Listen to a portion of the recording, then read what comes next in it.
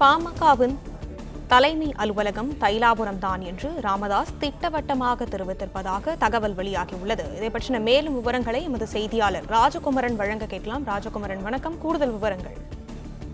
பாமக தலைமையில் இருக்கக்கூடிய மருத்துவர் ராமதாஸ் மற்றும் அன்புமணி ராமதாஸ் இடையே ஒரு சிறிய மன வருத்தங்கள் இருந்திருந்தாலும் கூட நேற்று பொதுக்குழுவில் அது பேசப்பட்ட பிறகுதான் அது ஒரு முக்கியத்துவம் பெற்றிருக்கின்றது. இதுவரை அந்த கூட்டணி பேச்சுவார்த்தை நடைபெறக்கூடிய காலகட்டங்களில் ராமதாஸ் அவர்கள் ஒரு நிலைப்பாடு எடுப்பார், அன்புமணி ஒரு நிலைப்பாடு எடுப்பார். அது வழக்கமானதுதான். அதன் பிறகு பேசி முடிவெடுத்து மூத்த நிர்வாகிகள் தலையிட்டு இந்த கூட்டணி சரியாக இருக்கும் என்று சொல்லும் பொழுது அந்த கூட்டணி இறுதி செய்யப்படும். என்றாலும் கூட நேற்று பொதுக்குழுவில் எழுந்த அந்த காரசார வாக்குவாதத்திற்கு பிறகாக இந்த தலைவர் பதவியினுடைய அதிகாரம் என்ன, தலைவர் பதவி எந்த அளவு சுதந்திரமாக இருக்க வேண்டும், அதே நேரம் மருத்துவர் ராமதாஸ் அவர்கள் தொடர்ந்து இந்த பாட்டாளி மக்கள் கட்சி என்கின்ற அரசியல் கட்சி தமிழக அரசியல் களத்தில் தன்னுடைய வாக்கு வங்கி சரிந்து விடாமல் 20 ஆண்டுகளுக்கு, அதாவது 1987 தொடங்கி 90களின் தொடக்கத்தில் தேர்தல் அரசியலில் அடியெடுத்து வைத்தது முதல் கிட்டத்தட்ட 30 ஆண்டுகளாக பாமக எந்த அளவு வலிமையோடு இருக்கின்றது என்பதற்கு ராமதாஸ் அவர்கள் ஆற்றி இருக்கக்கூடிய பணி என்ன என்பதையெல்லாம் மூத்த நிர்வாகிகளுக்கு முன்பாக 2 பேரும் பரிமாறிக் கொண்டிருக்கின்றார்கள்.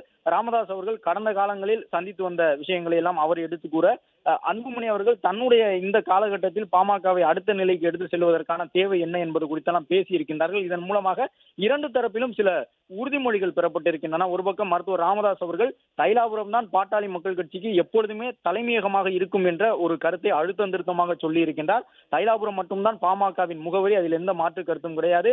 பாமகவை குறிப்பிட வேண்டும் என்றாலே முன்னாள் முதலமைச்சர் கருணாநிதி உள்ளிட்டவர்கள் எப்படி கடந்த காலங்களில் எல்லாம் தைலாபுரம் என்று சொல்வார்களோ அதே போன்று தைலாபுரம் தான் எப்போதுமே பாமகவின் தலைமையகம் என்பதில் எந்த விதமான மாற்று கருத்தும் இருக்கக்கூடாது என்பதில் தனக்கு உறுதி இருப்பதாக ராமதாஸ் அவர்கள் தெரிவித்திருக்கின்றார். அதை அன்புமணியும் ஏற்றுக்கொண்டிருக்கின்றார். ஏனென்றால் நேற்றைய தினம் அன்புமணி அவர்களும் கோபமாக ராமதாஸ் ஒரு கருத்தை சொல்லும் பொழுது, அதாவது ராமதாஸ் என்ன சொன்னார் என்றால் பொதுக்குழுவிலே, என்னுடைய கருத்தை கேட்பவர்கள் இந்த கட்சியில் இருக்கலாம், என்னுடைய கருத்தை கேட்க விருப்பம் இல்லாதவர்கள் கட்சியை விட்டு விலகிக் கொள்ளுங்கள் என்று சொல்லுகின்றார்.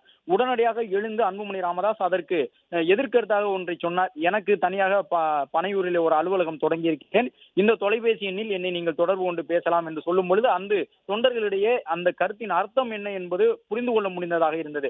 அதாவது ராமதாஸ் அவர்கள் ஒரு பக்கம் செயல்பட்டாலும் பனையூரில் தனித்து செயல்படுவதற்கு தாமும் தயாராக இருப்பதாக மருத்துவர் அன்புமணி அவர்கள் கோபமாக ஒரு கருத்தை சொல்லிவிட்டார். அது ஒரு சிறிய மன வருத்தத்தை 2 தரப்பிலும் ஏற்படுத்தியிருந்தது.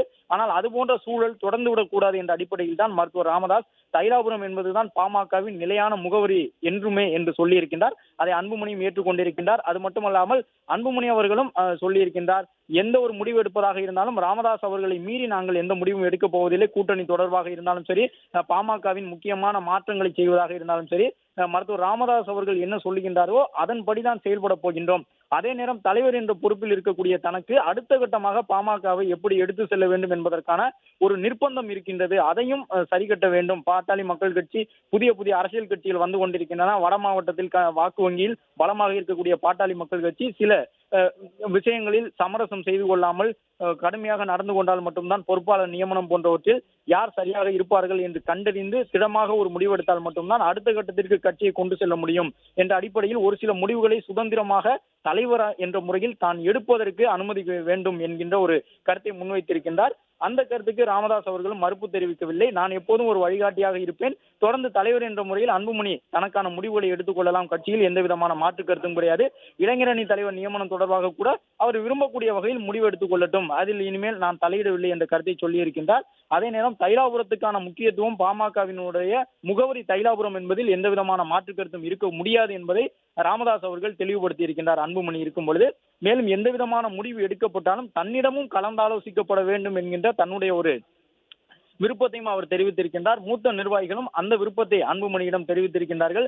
ஏனென்றால் பல ஆண்டு காலமாக அன்புமணியோ ராமதாஸ் அவர்களுடன் இருக்கக்கூடிய அவர்கள் தலைவர் என்ற முறையில் அன்புமணி எடுக்கக்கூடிய அனைத்து முடிவுகளுக்கும் துணை நிற்போம். ஆனால் மருத்துவர் ஐயா என்று தாங்கள் எப்போதும் மதிக்கக்கூடிய ராமதாஸ் அவர்கள் மீதான மதிப்பு மரியாதை, அவர் தங்களுக்கு வழிகாட்டி என்பதில் எந்த விதமான சமரசத்திற்கும் இடமில்லை என்பதை அவர்கள் அன்புமணியிடம் தெரிவித்திருக்கின்றார்கள். அந்த கருத்தினுடைய அர்த்தத்தையும் அன்புமணி அவர்கள் உள்ளறிந்து அதை ஏற்றுக்கொண்டிருக்கின்றார். எனவே தற்போது இந்த பேச்சுவார்த்தை மூலமாக தைலாபுரத்திற்கான முக்கியத்துவம் குறையக்கூடாது என்பது உறுதி செய்யப்பட்டிருக்கின்றது. அதாவது மருத்துவர் ராமதாஸ் அவர்களுக்கான முக்கியத்துவம் பாட்டாளி மக்கள் கட்சியில் எந்த வகையிலும் குறையக்கூடாது. அவர் தொடர்ந்து பாமகவில் செயல்படுவார், அறிக்கைகள் விடுப்பார், பாமகவில் முக்கிய முடிவுகளை எடுக்கக்கூடிய விதமாக அவருடைய செயல்பாடு இருக்கும். அதே நேரம் தலைவர் என்ற முறையில் அன்புமணி ராமதாஸ் சுயமாக சுதந்திரமாக முடிவுகளை எடுப்பதற்கும் எந்த விதமான தடையும் இல்லை. இவையெல்லாம் இன்று பேசப்பட்டு ஒரு முடிவு எட்டப்பட்டுள்ளது. விவரங்களை வழங்கியமைக்கு நன்றி ராஜகுமரன்.